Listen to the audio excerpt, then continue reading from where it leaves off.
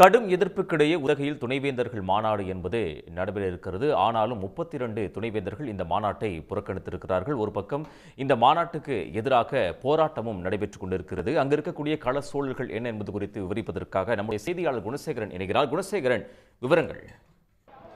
நிச்சயமாக ஒரு கடுமையான எதிர்ப்புக்கு மத்தியில் துணைவேந்தர்களுடைய மாநாட்டை உதகையில் ஆளுநர் RN ரவி கூட்டியிருக்கின்றார்.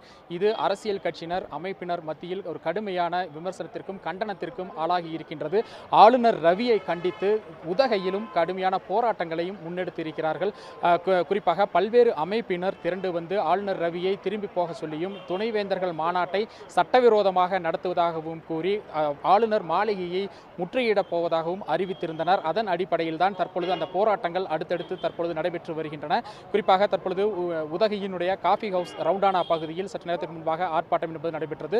திராவிட தமிழர் கட்சியினைச் சேர்ந்த ஒரு 50க்கும் மேற்பட்டோர் கருப்பு கொடிகளுடன் இந்த பகுதிக்கு வந்து ஒரு கடுமையான கண்டன முழக்கங்களை எழுப்பி தங்களது எதிர்ப்புகளை பதிவு செய்தனர். தொடர்ச்சியாக ஆளுநர் ரவி உடனடியாக தமிழ்நாட்டை விட்டு வெளியேற வேண்டும், சட்டத்திற்கு புறம்பாகவும் உச்சநீதிமன்றத்தினுடைய தீர்ப்புக்கு எதிராகவும் ஆளுநர் துணைவேந்தர் மாநாட்டை நடத்துகின்றார், இந்த மாநாட்டை உடனடியாக தடுத்து நிறுத்த வேண்டும் என முழக்கங்களை எழுப்பி கண்டனங்களை பதிவு செய்தார்கள். தொடர்ச்சியாக கருப்பு கொடிகளை ஏந்தியபடி இங்கிருந்து ஆளுநர் மாளிகையை நோக்கி ஊர்வலமாக செல்வதற்காக அவர்கள் முற்பட்டனர். அப்பொழுது பாதுகாப்பு பணியில் இருந்த போலீசார் அவர்களை தடுத்து நிறுத்தி தற்பொழுது அவர்களை கைது செய்திருக்கின்றார்கள்.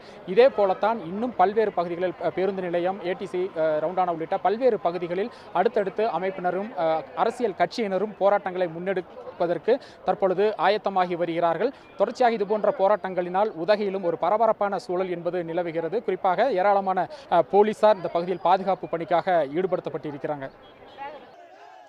ஆளுநரை கண்டித்து உதகையில் ராஜ்பவனை முற்றுகையிட முயற்சி நடந்து கொண்டிருக்கிறது. தற்பொழுது போராட்டக்காரர்களை போலீசார் கலைந்து செல்ல அறிவுறுத்தக்கூடிய அந்த காட்சிகளை நாம் பார்த்து கொண்டிருக்கிறோம். மற்றொரு பக்கம் ஆளுநர் கூட்டியிருக்கக்கூடிய இந்த மாநாடு என்பது இன்னும் சற்று நேரத்தில் தொடங்க இருக்கிறது. கடும் எதிர்ப்புக்கிடையே இந்த மாநாடு என்பது நடைபெற இருக்கிறது. ஆளுநர் இந்த மாநாட்டை சட்டத்தை மீறி கூட்டியிருக்கிறார் என்பது கல்வியாளர்களுடைய கருத்தாக இருக்கிறது. உச்சநீதிமன்றத்தில் தீர்ப்பு தெளிவாக கூறியிருக்கும் பொழுது துணைவேந்தர்கள் நியமனத்தில் முழு அதிகாரம் என்பது முதலமைச்சருக்கு இருக்கக்கூடிய சூழலில் அந்த சட்டத்தை மீறி ஆளுநர் இந்த மாநாட்டை கூட்டியிருக்கிறார் என்பது கல்வியாளர்களுடைய கருத்தாக இருக்கின்றது.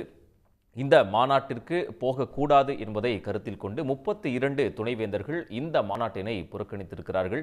9 துணைவேந்தர்கள் மட்டுமே இந்த மாநாட்டிற்கு வருகை தந்திருக்கிறார்கள். மாநாட்டில் பங்கேற்க சென்ற நிலையில் தனது முடிவை பாதியிலேயே மாற்றி மாநாட்டுக்கு செல்லாமல் பல துணைவேந்தர்கள் திரும்பி சென்றிருக்கிறார்கள். உடனுக்குடன் செய்திகளை தெரிந்து கொள்ள சன் நியூஸ் பெல் ஐகானை கிளிக் பண்ணுங்க.